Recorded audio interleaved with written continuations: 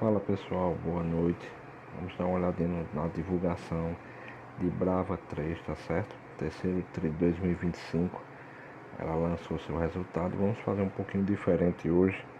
Sempre damos uma olhada na parte fundamentalista também, né? Mas hoje, para não ficar muito longo o vídeo, vamos dar uma analisada no balanço, tá certo? O que foi que ela divulgou, quais os pontos que estão bacanas de se observar, tá certo? Vamos lá dar uma olhada. Resultado do terceiro TRI, como vocês podem observar, vamos para os destaques, tá certo? Dá uma olhadinha na parte dos destaques. A Brava atingiu um novo recorde de produção trimestral. Novo recorde, olha que interessante. Qual foi esse? 91,8 barris por dia, tá certo? Um aumento de 6,9 TT. TT significa trimestre a trimestre, ou seja, 6,9% a mais do que o trimestre anterior. Olha que bacana. Isso daqui fez o que? Refletiu ganhos contínuos de eficiência, tá certo? Em Atlanta e nas bacias do Recôncavo e Potiguar. Descendo mais um pouco, ó, vemos ganho de escala e eficiência na operação de Papa-Terra durante os primeiros 9 meses de 2025. Tá certo? Bem interessante essa questão também. Quando nós descemos um pouco mais, vemos os destaques financeiros, a evolução de todas as métricas. Observe isso daqui. Terceiro TRI consecutivo de geração de caixa livre. Terceiro TRI consecutivo de geração de caixa livre. A empresa está aumentando o caixa livre, tá certo? Suportado por um fluxo de caixa operacional robusto, cerca de 255 milhões de dólares, tá certo? Olha que interessante isso. Nós descemos mais um pouco. Olha a receita líquida. Receita líquida recorde. Observe bem, recorde. 561 milhões no terceiro TRI. Aumento de 1,2 trimestre a trimestre. O EBITDA ajustado recorde também de 239 milhões, uma margem recorde também de 42,3, tá certo? Observem aqui que várias vezes nós podemos observar a palavra recorde, vários recordes, ou seja, a empresa ela está cada dia entregando o que ela tem prometido, tá certo? Vemos aqui a questão de, olha, observem aqui, vamos lá, questão do barril também, life cost de 13,3 barris, esse boia barris, menor da história. Esse life cost, pessoal, é o custo, tá certo, de produção, ou seja, para cada barril, certo, que a empresa ela produz, ela gasta isso daqui, 13,3, tá certo, por barril. E observe aqui que disse o que? Menor da história, ou seja, o menor custo por barril da história da companhia. Observe muito bem isso daqui. A alavancagem caiu para 2,3, tá certo? Refletindo geração de caixa, mais uma vez, refletindo a geração de caixa e redução da dívida, tá certo? Vemos aqui que o GA atingiu 3 dólares por barril. Aqui seria, esse GA seria custos administrativos e etc, entendeu? Vemos também mais uma vez, ó, menor nível histórico para a companhia, tá certo? Os resultados financeiros refletem a captura de sinergia e ganhos de eficiência pós-integração.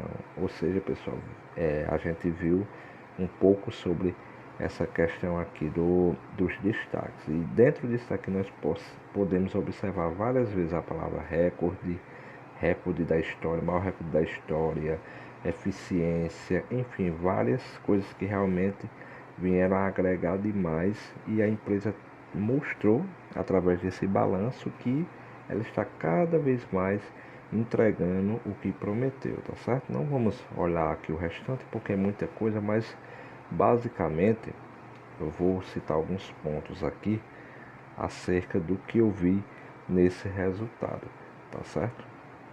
Através desse resultado, o que foi que eu pude observar, ou seja, vou mostrar para vocês um pouco o panorama do terceiro TRI. Vamos lá. Quando nós observamos a empresa, ela está entregando operação de verdade, né? Vocês puderam ver que ela realmente está entregando o que tem prometido. Nos últimos trimestres, a Brava ela vinha prometendo, né, um aumento de eficiência. E agora realmente podemos observar que de fato isso aconteceu. Por quê? A produção cresceu fortemente, atingindo, como vimos, recorde histórico. Isso mostra o quê? Mostra que tanto os campos como as plataformas estão amadurecendo e o plano de integração de ativos realmente começou a funcionar. Ou seja, a empresa parou de falar de potencial e começou a mostrar realmente o que? Um resultado físico. Ou seja, ela está produzindo mais petróleo e gás e o melhor, com custos cada vez menores. Tá certo? Ponto 2, podemos ver o que? Custos em queda é igual a quê? A eficiência operacional, tá certo? O custo de extração, como vimos, caiu para o menor patamar da história. Isso significa o quê? Que a Brava está cada vez mais eficiente em transformar seus poços em lucro bruto, mesmo que o preço do barril oscile. Olha que interessante. Ou seja, quanto menor o custo do barril, maior é a resistência da empresa e as variações em relação ao preço do petróleo a nível internacional. Então, muito interessante essa questão. Outro ponto que eu percebi através do balanço foi o que? O lucro até caiu, mas não é sinal de piora real. Por quê? Por que você está dizendo isso? Eu digo isso porque, pronto, quando a gente observa lá, o lucro líquido despencou, cerca de 76%. Talvez você olhe e diga, olha, teve uma queda bastante significativa no lucro, né? Realmente é verdade, mas vamos olhar o motivo pelo qual houve essa queda no lucro. Qual foi o motivo? O motivo não foi uma operação ruim ou então algo do tipo, mas sim um efeito contábil, despesas financeiras que não saíram do caixa, entendeu? Ou seja, a parte contábil foi contabilizado esse prejuízo, mas não saiu realmente, propriamente dito, dinheiro do caixa. Então, o que isso quer dizer? É como quando a empresa ela tem uma perda contábil hoje, entendeu? Por ajuste financeiro, mas sem gastar realmente dinheiro de fato. Ou seja, o caixa e o negócio continuam bem. Resumindo, o dinheiro não saiu dinheiro do caixa. Então, esse resultado é apenas algo contábil, tá certo? Quando a gente vai para o ponto 4, nós observamos o que? A dívida ela ainda é alta, mas caminho de melhora. Ou seja, o que isso quer dizer? Isso quer dizer que a Brava ela ainda tem uma dívida relevante acumulada por causa das aquisições, como nós bem sabemos, e dos investimentos, né, que colocaram os campos em operação.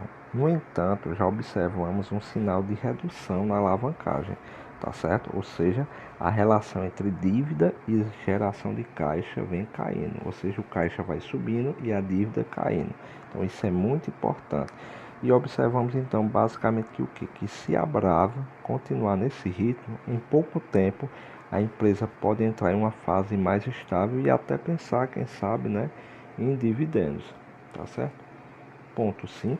Geração de caixa ainda é o calcanhar de Aquiles.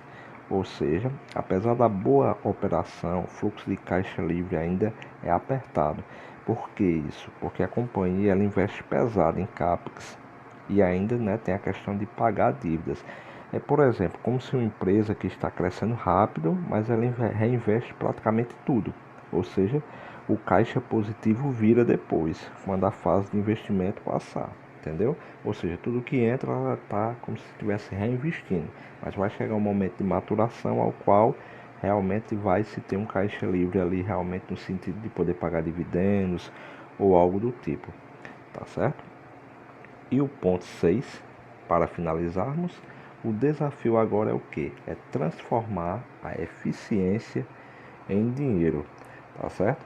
O terceiro tri mostrou que Brava sabe operar bem, né? Ela sabe fazer acontecer. O próximo passo agora é converter essa operação eficiente em uma geração de caixa constante, tá certo? Ao longo do tempo.